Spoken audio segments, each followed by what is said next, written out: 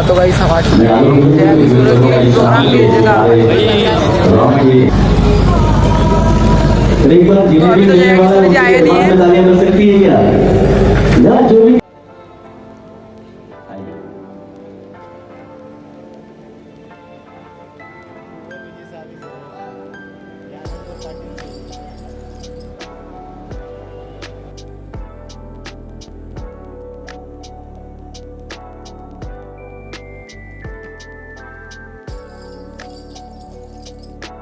तो भाई सब लोग आलोक शेट्टी जी को जन्मदिन की बधाइयाँ दे रहे हैं एवं उनका सम्मान कर रहे हैं और अपनी जया किशोरी दीदी भी आ चुके हैं फाइनली स्टेज के पास एवं उनके स्वागत में बहुत लोग खड़े हैं एवं उनका स्वागत कर रहे हैं।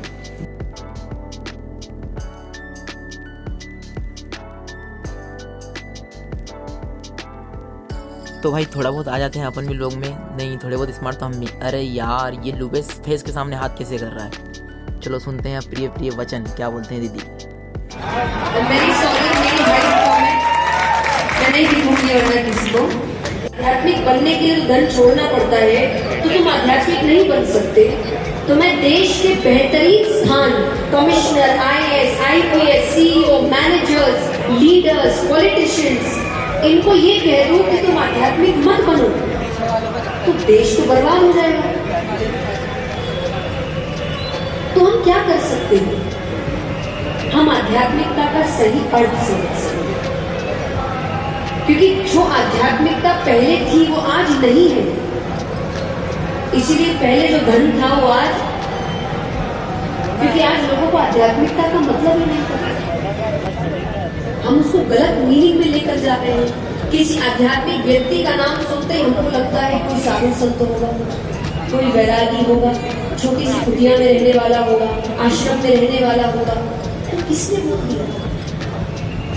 आध्यात्मिकता का मतलब हायर लेवल ऑफ कॉन्शियसनेस होगा। एक ऐसा व्यक्ति जो अपने हर काम में सोचे कि इस काम से मेरा तो भला हो, पर मेरे साथ साथ मेरे समाज, मेरे देश का भी भला। तभी तो देश आगे बढ़ेगा। एक छोटी सी कहानी सुनाती हूँ। एक बस स्टॉप है, दो कोनों में एक माँ अपने बच्चे के साथ खड़ी है और एक माँ अपने बच्चे के साथ खड़ी है। दोनों में इतनी दूरी है कि दोनों को एक दूसरे की आवाज सुनाई नहीं दे रही। दोनों बस स्टॉप का बस का इंतजार कर रहे हैं। सामने देखते हैं एक व्यक्ति आता है जो कचरा साफ करता है। एक माँ ने अपने बच्चे से कहा कि देखो, इसीलिए मैं पढ़ाई करने को कहती हूँ, पढ़ाई नहीं करोगे तो ऐसे बनोगे। यहाँ कई माँ बाप होंगे जिन्होंने अपने बच्चों को ये सीख दी है, अगर पढ़ाई लिखाई नहीं करी तो ये सब करो। पहली तो सीख ही गलत। ये बात आप पहले ही बच्चे को सिखा रहे हैं कि उसको किसी का सम्मान क्या देख के करना चाहिए। दूसरी तरफ भी माता अपने बच्चे के साथ खड़ी है, उनकी नजर भी उसी व्यक्ति पर पड़ी। उन्होंने अपने बच्चे से कहा, देखो इसलिए मैं पढ़ने को कहती हूँ, पढ़ाई करोगे पढ़ाई सबकी मदद कर पाओ।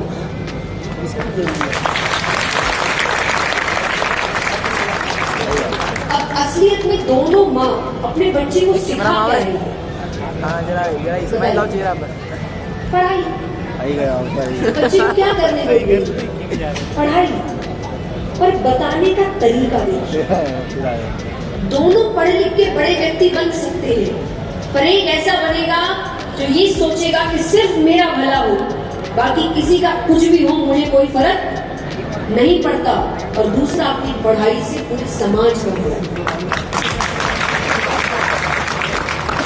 यानी आध्यात्मिक व्यक्ति एलियंस नहीं होते। हम आप जैसे ही लोग हैं, हम आप जैसे ही काम करने वाले हैं, पर वो अपने काम से दूसरों का भला कैसे हो ये भी सोचते हैं। और ये भला धन के बिना नहीं हो सकता। आज इतना बड़ा सेशन हुआ है यहाँ पर, कितने लोग आए, ये बिना पैसे के हो गया सेशन जी बताइए? नहीं ना? तो यानी आपको अच्छा काम करने के लिए भी पैसा चाहिए। हमारे पास तो वो भी नहीं है। तो हमने कब से धन को इतना नेगेटिव बना दिया? गाड़ी में आया तो पेट्रोल खत्म हो गया, अब क्या करा? मैं हमेशा लोगों से कहती हूँ कि एक बात बताइए, धन के यहाँ किसकी पूजा करते हैं? लक्ष्मी जी। यस और नो? तो अगर आप धन को बुरा कह रहे हो तो आप किसको बुरा कह रहे हो? आप कह रहे हो हमको तो चाहिए भाई, हम तो नहीं कहते थे क्योंकि बुरी होती तो विश्व की धर्म पत्नी नहीं। पर इंसान बहुत चालाक है, हर किसी के धन बुरा नहीं है। व्यक्ति के लिए धन तभी बुरा होता है जब कोई और कमा रहा होता है। हम कमाए तो बुरा नहीं, हाँ कि ना? हम कमाए तो हमारी मेहनत की कमाई, कोई और कमाते ही चोरी का हो जाता है। यहाँ जितने पुरुष हैं खास करके इस चीज से रिलेट कर पा रहे होंगे, क्योंकि आप उनकी ऑफिस में कोई किसी ने कार खरीदी हो, किसी ने सामान खरीदे हो, बाकी पुरुषों से पूछिए, उनको अच्छे से पता है। अरे मुझे पता है कहाँ से घुमाया, मुझे पता है कितना खर्चा है, कितना पक्का। ये कुछ कमा ले तब ये पूरी लिस्ट बताने लग जाएंगे, कितनी रातों से जग रहे हैं, कितनी मेहनत करी, कितने त्याग किए। तो इनका कमाया हुआ धन धन होता है, किसी और का चोरी का धन। तो मैं एक बात, जब भी व्यक्ति मुझसे कहते हैं, खास करके युवा, क्योंकि जब युवा भक्ति में आते हैं ना, उनको बड़ा डरा दिया जाता है, ये छोड़ना पड़ेगा, वो छोड़ना पड़ेगा, ये छोड़ना पड़ेगा। तो युवा कहता है भाई हम तो अध्यात्म छोड़ेंगे, सॉरी हमसे इतनी चीजें नहीं छूटने वाली। ये सच है, कौन छोड़ेगा आज के जमाने में? सुपारी नहीं छूट रही किसी से। और आप जीवन की महत्वपूर्ण चीजों को छोड़ने की बात करते हैं, किसी को सुपारी छोड़ने बोलो, वो कहते हैं 2-4 दिन तो हो जाता है, फिर वापस मन कर जाता है। हाँ कि ना? ऐसे समय में जीवन, सबसे पहली सीख तो समय के हिसाब से जीवन सीखी।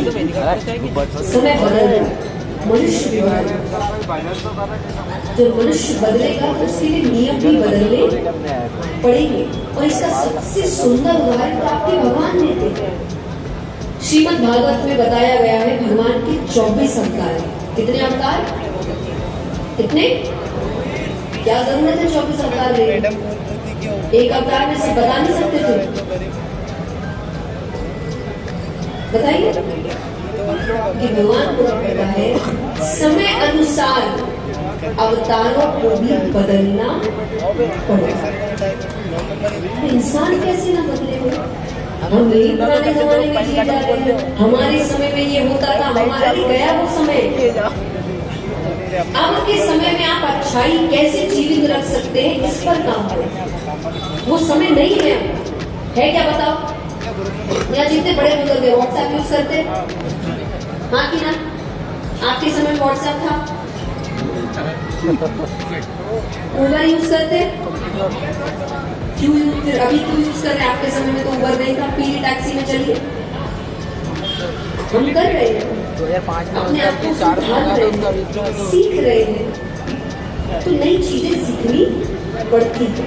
वैसे ही अध्यात्म में भी क्या नया हो सकता है, ये सीखना पड़ेगा। आपको ईश्वर श्री राम श्री कृष्ण दोनों का गोल धर्म ही था, उद्देश्य धर्म की स्थापना ही थी।